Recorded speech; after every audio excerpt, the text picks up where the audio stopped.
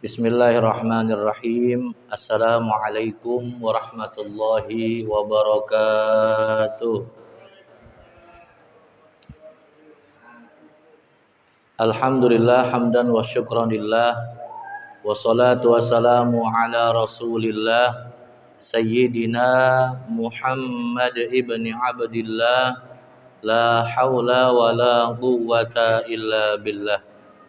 Amma ba'du, wa qala rabbi shrah li sadri wa yassir li amri wahlul 'uqdatam min lisani yafqahu qawli. Bismillah walhamdulillah la haula wala quwata illa billah.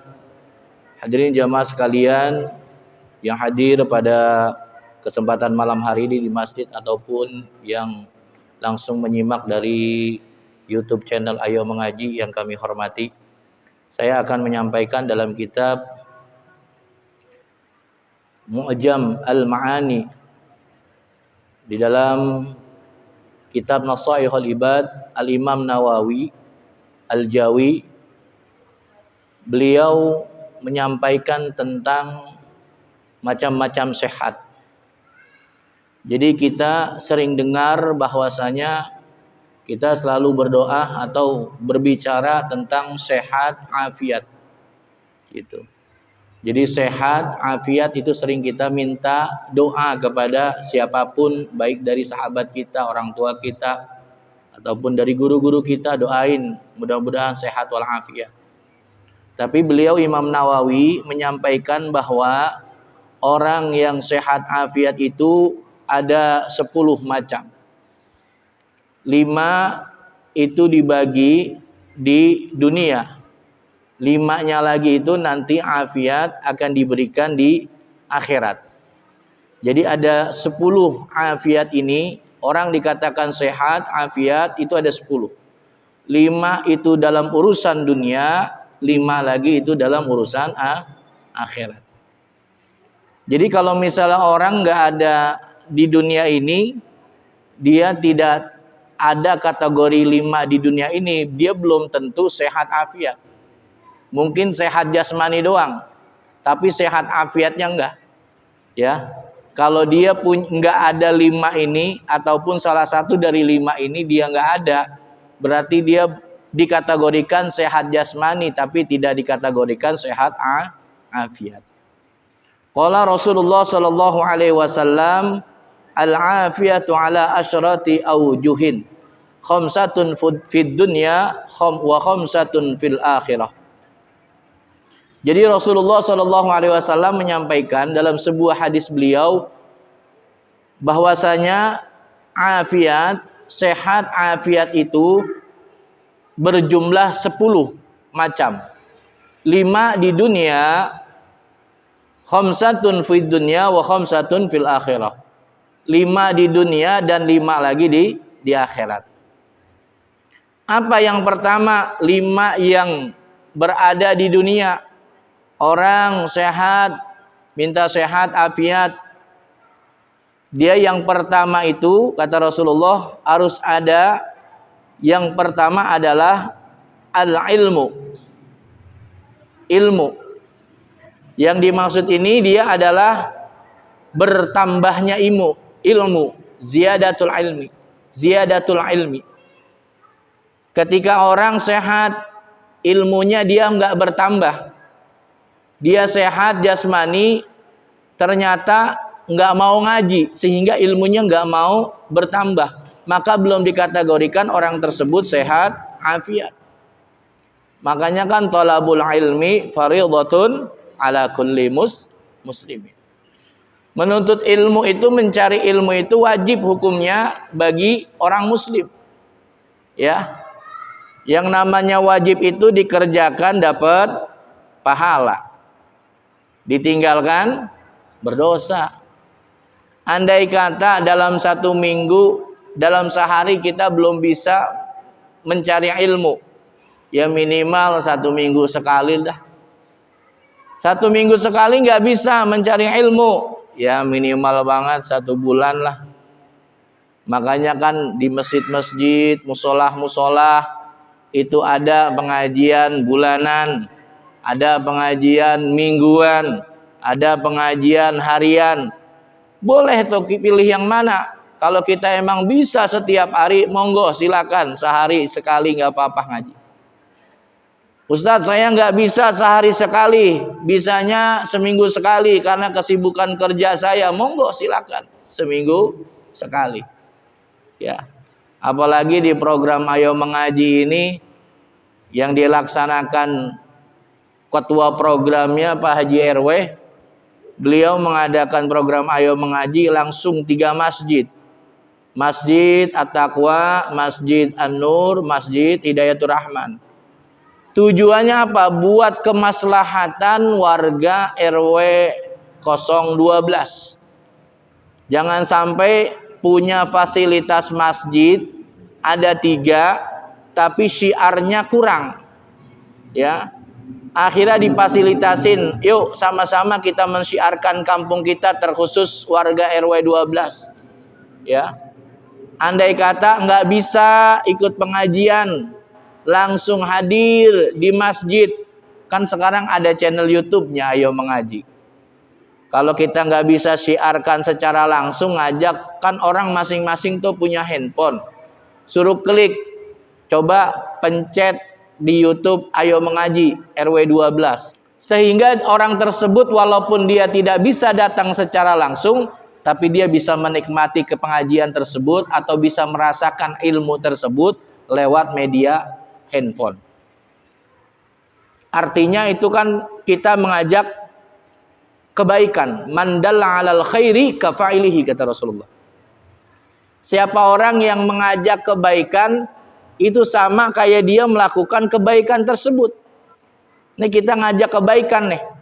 Kita ngajak, ternyata orang tersebut datang. Ternyata orang tersebut yang kita ajak itu mau nonton channel YouTube Ayo Mengaji.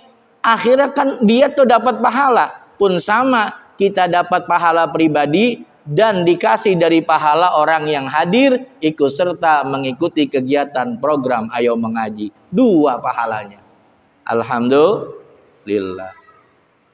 Bapak sekalian serta teman-teman di channel YouTube Ayo Mengaji, yang semuanya kita mudah-mudahan dirahmati Allah Subhanahu wa ta'ala.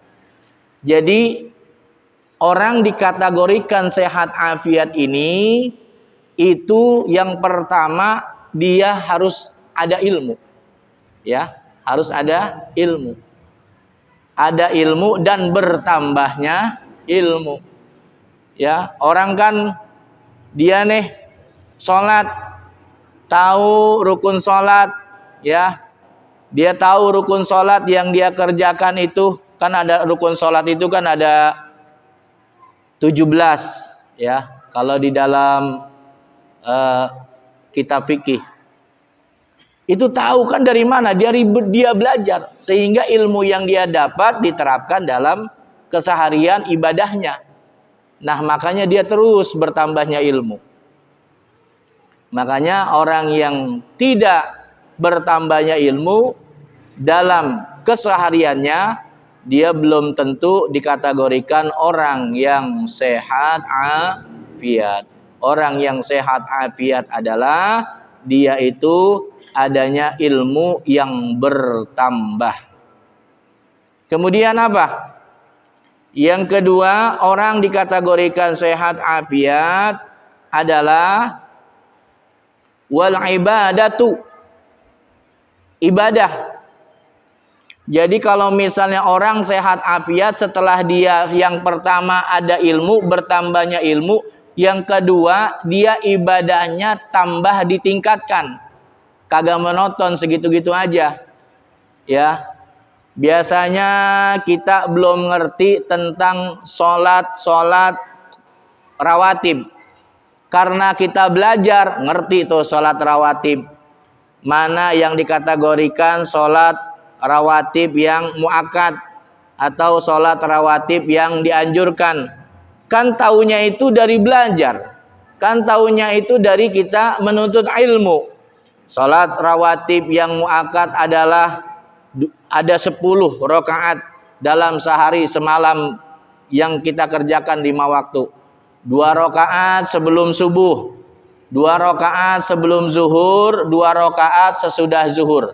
Kemudian 2 rakaat sesudah maghrib, 2 rakaat sesudah isya. Ini adalah sholat sunnah rawatib yang sangat dianjurkan. Bahkan tuh di dalam kitab Sulamut Taufik, orang kata Rasulullah nih di dalam kitab Sulamut Taufik, di syarahnya Mirqatus di syarahnya Sulamut Taufik, Mirfaqatus Saudiyah.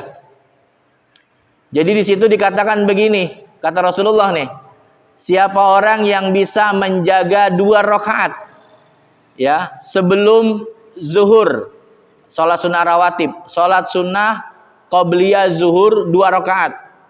Kemudian dia terus mengerjakan istiqomah sehabis zuhur, sholat sunnah ba'diyah zuhur 2 rakaat. Maka baginya itu akan digembirakan oleh surganya Allah Subhanahu wa ta'ala. Makanya kan sangat dianjurkan begitu, Rasulullah nggak pernah meninggalkan sholat sunnah rawatib yang muakkad. Nah, dengan bertambahnya ibadah ini tentunya kan ilmu yang pertama kali kita dapati. Baru penerapan dengan ibadah. Sehingga ibadah yang dia kerjakan terus meningkat. Seiring bertambahnya ilmu dan juga seiring bertambahnya ilmu, maka bertambah pula dalam urusan ibadahnya. Maka orang tersebut dikategorikan orang-orang yang sehat afiat. Gitu. Jadi walaupun kita nggak salah, cuman bisa ngejaga sholat 5 waktu doang karena mungkin saking sibuknya, kita nggak salah. Tapi kalau misalnya kita sadar betul bahwa ini sholat adalah modal kita, ini kan sholat 5 waktu modal kita. Jadi kalau misalnya modal kira-kira diambil orang dagang, saya kasih contoh begini dah. Nih kita dagang nih. Dagang punya modal 100.000. Pas ketika kita dagang dengan modal 100.000, akhirnya pas kita jualin kagak untung, malah balik modal. Itu kira-kira modal itu diambil buat makan sehari-hari kita nggak?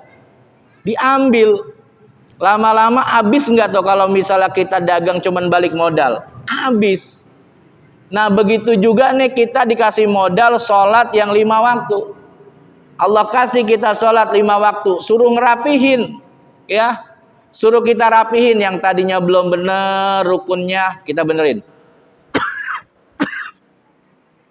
yang tadinya kita belum rapih dalam urusan ibadah kita rapihin, terkhusus sholat kita.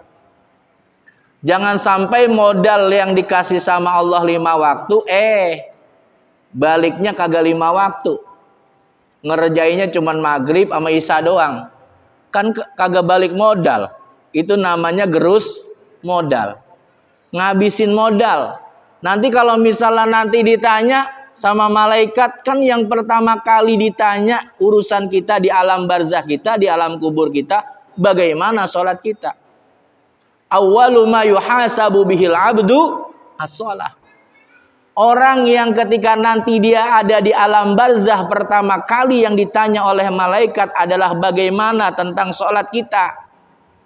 Andai kata sholat kita udah rapi, rukunnya udah rapi, rukun-rukunnya, jangan sholat cepet-cepet, apalagi anak muda tuh, ya. Sholat udah kayak capung cebok, sebentar banget. Tumak ninahnya kagak dapet. Kan minimal tumak ninah itu kan kita ketika ruku ada tumak ninah, ketika sujud ada tumak ninah, ketika i'tidal ada tumak ninah. Tumak ninah apa sih? Anteng sejenak sekiranya itu kita membaca ketika i'tidal Rabbana walakal hamd.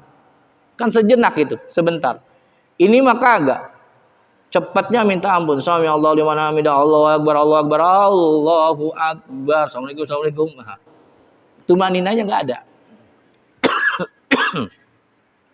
Jadi itu yang kedua.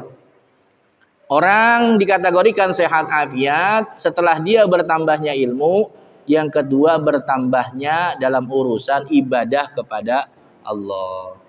Apalagi udah usia 50 tahun ke atas, 60 tahun ke atas, udah Yang diingat mah udah cuman sama Allah aja udah. Zikir Allah, Allah, Allah. Zikir la ilaha illallah. Kalau emang susah baca itu ya udah sholawat aja, sholawat banyakin. Ya. Kemudian yang ketiga, orang dikategorikan sehat afiat selanjutnya adalah warizqu minal halali. Ya. Dan rizki yang halal.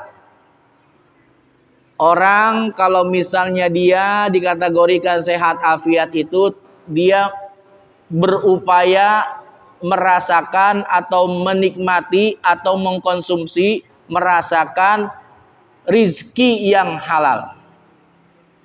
Sebab dengan dia mengkonsumsi rizki yang halal itu bisa menyebabkan ibadahnya ketika dia akan laksanakan itu gampang buat gerakinnya. Ya. Jangan ngomong begini. Nyari rizki yang halal, nyari rizki yang haram aja susah katanya. Emang sih kalau misalnya kita lihat gitu. Yang penting kita berusaha untuk mencari rizki yang halal. Kalau emang bener-bener rizki yang halalan, thayyiban, mubarakan fih itu rizki yang datangnya langsung dari langit, air hujan tuh. Ya. Air hujan, hujan turun hujan Kita tadangin langsung tuh pakai mulut kita tuh. Itu rizki yang bener-bener halal tuh. Kalau rizki yang masih halal-halal yang emang kita dapatinnya itu dari jalur halal, insya Allah halal. Jadi berupaya untuk mencari rizki yang halal. Tujuannya apa? Ketika rizki yang halal tersebut itu kita benar-benar kita manfaatin dan kita dapatin sehingga bisa menjadi konsumsi dalam keseharian kita, itu insya Allah akan mudah kita bergerak untuk ibadah kepada Allah Subhanahu wa Ta'ala. Itu yang ketiga. Jadi setelah kita bertambahnya ilmu, dikategorikan orang sehat afiat, bertambahnya ilmu, bertambahnya amal ibadah kita, kemudian bertambahnya atau kita selalu berupaya mencari rizki yang halal, itu termasuk orang yang dikategorikan sehatnya adalah sehat afiat. Itu yang ketiga. Yang keempat, orang yang dikategorikan sehat afiat adalah as-sabru ala siddati. Ya. Dia dikategorikan sehat afiat adalah orang-orang yang sangat sabarnya luar biasa. Ya. Sabar yang sangat kuat gitu. Ya, diuji sama Allah, sabar ya. Kita kan hidup ini emang lagi diuji ya. Kita kudu sabar. Semua hidup yang kita jalani ini adalah ujian yang tujuannya untuk naikin level kita biar tambah kuat kepada Allah Subhanahu wa Ta'ala tingkat keimanan kita. Jangan sampai begini. Kita lagi belum pernah ibadah sama Allah jauh, dapat musibah, ngomong begini, ya Allah lagi diuji nih saya, sekolah kagak, kan bahasanya begitu kan ya. Nih anak SD kagak sekolah nih, dia nggak sekolah, tahu-tahu dia langsung dibilang begini, ya Allah susah banget ini ujian. Orang nggak pernah sekolah, kalau kita kan sekolah. Sekolah itu dalam artian ketika kita nih lagi istiqomah ibadah, lagi pengen deket-deketnya sama Allah, deket-deketnya sama majelis talim, deket-deketnya sama masjid, sama musola, setiap pengajian kegiatan kita selalu hadir. Itu kan lagi pengen terus dekat sama Allah. Allah kasih musibah, itu ujian. Lagi diuji sama Allah, kira-kira sabar enggak nih dikasih ujian sama Allah. Makanya ketika orang yang diangkat derajatnya oleh Allah Subhanahu wa Ta'ala adalah mereka yang berilmu dan mereka yang beriman. Yarfa'illahu alladhina amanu minkum walladhina utu utul ilma darajat. Allah akan mengangkat derajatnya orang yang beriman dan Allah akan mengangkat derajatnya orang yang berilmu. Kalau dia sudah lulus ujiannya, imannya makin tebel, imannya makin baik, Allah kasih nikmat tuh. Dikasih rezeki min haitsu la yahtasib wa may yattaqillaha yaj'al lahu makhraja. Orang kalau dia beriman kemudian dia bertakwa, ada masalah apapun Allah berikan solusinya. Karena apa? Step by step, perlahan demi perlahan dia sudah naik level. Sehingga ketika imanannya sudah bagus, maka di situ Allah kasih nikmat juga perlahan. Enggak sekaligus, perlahan. Oh, udah naik level nih, dikasih rezeki yang agak enakan. Naik level lagi, dikasih rezeki yang agak enakan. Naik level lagi, tambah kuat imannya, dikasih rezeki yang baikan. Ada juga semisal tidak dikasih rezeki, tapi berupa anak yang soleh, berupa istri solehah, berupa kita gampang ketika beribadah. Itu termasuk nikmat. Jangan bentuk begini doang. Ya Allah, iman kayaknya udah tambah banget, masih begini-begini aja. Mungkin dengan kita rajin ibadah sehingga iman kita bertambah, istri kita yang tadinya nggak soleha jadi soleha. Anak kita yang tadinya nggak rajin ibadah, karena kita iman terus kita tambahin, sehingga anak kita jadi anak yang penurut dan anak yang soleha. Jadi bentuknya itu nggak berupa materi aja, tapi keharmonisan keluarga itu juga salah satu bentuk yang Allah berikan rizki kepada kita. Itu yang keempat. Berupaya selalu mencari rizki yang halal. Maka orang tersebut dikategorikan orang yang sehat afiat. Ya. Kemudian yang terakhir, sehat afiat yang Allah berikan di dunia. Orang dikategorikan sehat afiat selanjutnya yang kelima adalah wasyukru ala ni'mah. Syukur atas nikmat yang Allah berikan kepada kita. Syukur saat ini kita masih diberikan usia yang panjang, sehingga dengan usia yang Allah berikan ini kita manfaatkan buat ibadah. Itu adalah syukur atas nikmat yang Allah berikan. Andai kata kita ngitung, semisal kita ngitung nih, nikmat yang Allah berikan nggak bisa kita ganti dengan urusan ibadah kita, nggak bisa. Atau kita ganti dengan uang, nggak bisa. Dengan kekayaan kita sedekahin, nggak bisa. Coba kita bayangin mata, nih Allah kasih cuma-cuma mata, ya kan? Kita dikasih sama Allah mata cuma-cuma bisa ngelihat, dari ngelihat keindahan alam semesta, panorama di pegunungan, di pedesaan, indah banget. Ini kan nikmat yang luar biasa. Ya. Kuping, telinga masih kita bisa mendengar lantunan-lantunan ayat Al-Qur'an, nikmat kita dengarkan. Makan masih enak. Ya, kita nikmatin. Coba kalau misalnya udah sakit. Ya. Makan apa aja udah pahit bawaannya. Ini kan nikmat yang luar biasa. Ya. Apalagi badan lagi seger-segernya, makan apa aja juga istilahnya nggak mantang, bebas. Mau makan yang pedas, mau makan yang manis, mau makan yang gurih, enak, badan lagi enak. Mau makan yang pedas, sop janda, ya kayak Pak Haji Syarif makan sop janda tuh. Ya, enak. Ya. Jadi ketika kita syukur yang Allah berikan ini, nikmat yang Allah berikan ini kita harus syukuri. Dengan apa? Dengan ibadah yang secara kita kerjakan secara totalitas. Ya, totalitas. Jadi kalau misalnya kita udah ngerjain ibadah secara totalitas, kan ketika kita nanti balik ke hadapan Allah Subhanahu wa taala, keharibaan Allah Subhanahu wa taala, kita itu udah nggak berharap, jangan sampai jadi orang yang merugi. Karena kita udah mempersiapkan dari mulai Allah kasih kita nikmat sehingga kita dapat mensyukurinya.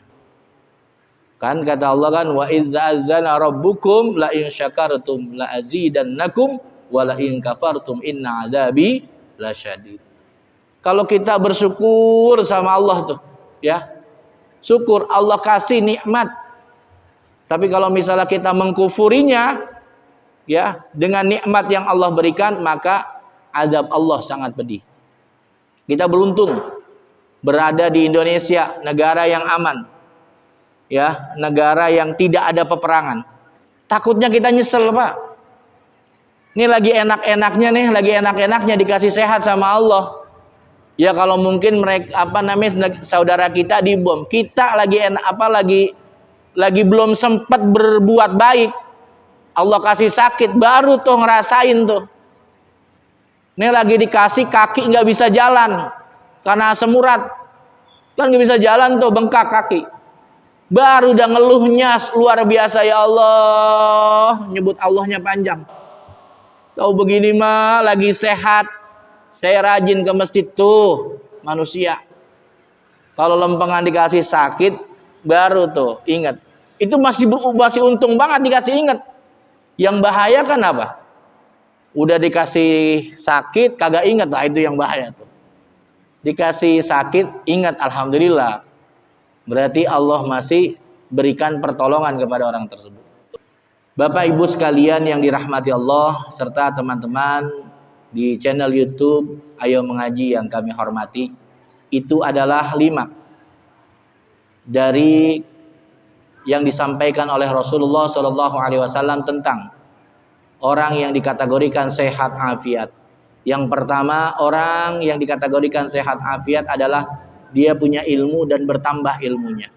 Kemudian yang kedua, dia ibadah dan bertambah pula ibadahnya. Kemudian dia bersyukur atas nikmat yang Allah berikan. Kemudian dia sabar atas cobaan yang Allah berikan. Kemudian dia mencari rizki yang halal. Dari 5 tersebut mudah-mudahan kita bisa aplikasikan dalam kehidupan kita sehari-hari, sehingga Allah benar-benar mengategorikan kita termasuk orang-orang yang sehat jasmani, sehat afiat. Amin ya rabbal alamin. Itu saja kiranya yang bisa saya sampaikan, mudah-mudahan ada manfaatnya khususnya diri saya dan umumnya kepada para hadirin yang hadir. Kita berdoa kepada Allah Subhanahu wa taala agar Allah Subhanahu wa taala memberikan kita kekuatan iman Islam kita. Allah sehatkan badan kita, Allah istiqamahkan kita dalam ibadah, sehingga kelak Allah takdirkan kita wafat dalam keadaan husnul khatimah. Saudara-saudara kita yang ada di Palestina, mudah-mudahan Allah berikan kekuatan, Allah berikan kesabaran. Yang wafat Allah jadikan wafatnya syuhada, dikumpulkan dengan orang-orang soleh.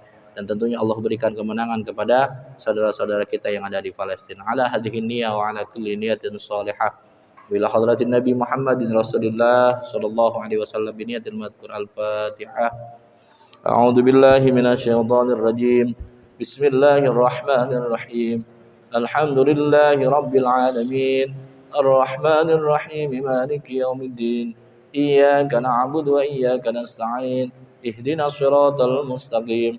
Siratal ladzina an'amta 'alaihim ghairil maghdubi 'alaihim waladdallin. Amin. Kurang lebihnya mohon maaf. Wallahul muwaffiq ila aqwamit thoriq. Wassalamualaikum warahmatullahi wabarakatuh.